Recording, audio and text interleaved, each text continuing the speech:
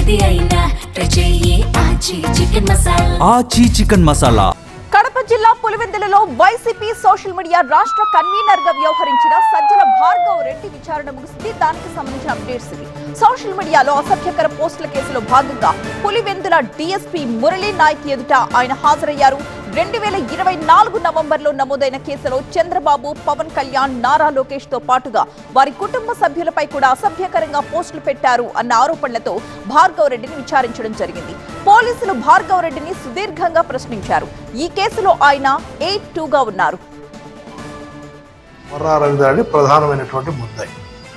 ఈ కేసులో రెండవ ప్రధాన ముద్దాయి వచ్చి సజ్జల భార్గవ్ రెడ్డి. వారికి నోటీస్ ఇచ్చాము, వారు వచ్చారు. ఈరోజు 73 ప్రశ్నలతో వారికి విచారించాము. ఈ విచారణ కాలంలో వారికి ల్యాప్టాపు, సెల్ ఫోన్ రెండు మాకు హ్యాండ్ ఓవర్ చేయాలని చెప్పి ఒక నోటీసు కూడా ఇవ్వడం జరిగింది. వారు కూడా నోటీసు తీసుకున్నారు. కేసు పూర్వపరాలు, మేము వేసిన క్వశ్చన్స్ కానీ ఇంకోటి కానీ ఏంటంటే అవసరమైతే అతనికి మళ్ళా పిలిపిస్తాము.